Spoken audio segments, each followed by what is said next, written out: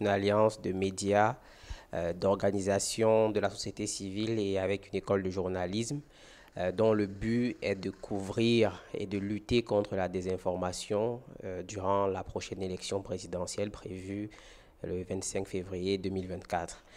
Donc l'idée sera de faire un travail collaboratif dans l'espoir d'avoir plus d'impact et de prévenir au mieux la désinformation durant cette échéance électorale.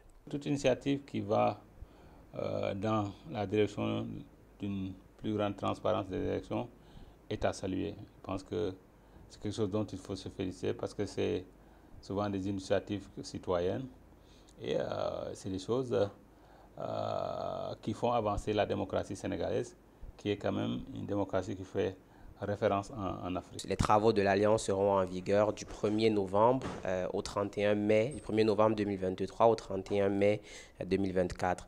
L'idée, c'est de faire un travail en amont, c'est-à-dire avant le démarrage de la campagne elle-même, durant la campagne et après cette élection. Déjà, l'une des premières conséquences des fausses informations, c'est que cela peut affecter la cohésion sociale et ça, il y a des exemples palpables dans plusieurs pays.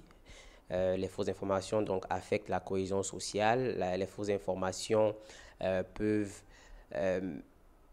désorienter le public dans le sens où ça peut amener le public à faire un choix qui n'était pas le choix initial. Les gens peuvent simplement se retrouver trompés. La prudence, parce que les hommes politiques avec grand H, j'entends aussi les femmes, nous manipulent pour les intérêts. C'est pourquoi c'est les informations qu'ils donnent, il faut être très prudent.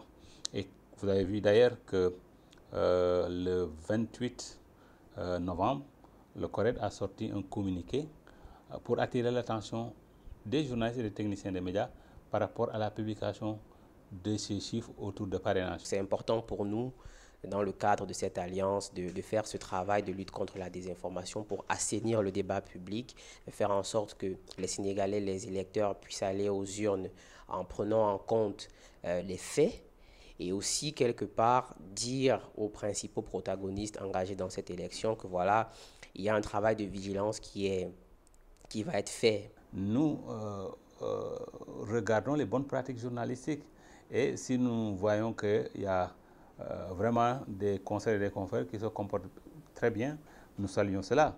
Mais les autres qui sont des brebis galeuses, nous avons notre tribunal des pairs. Et ces gens-là peuvent être jugés là-bas et sanctionnés, et lourdement sanctionnés parce que les sanctions peuvent aller jusqu'au retrait temporaire ou définitif de la carte de presse.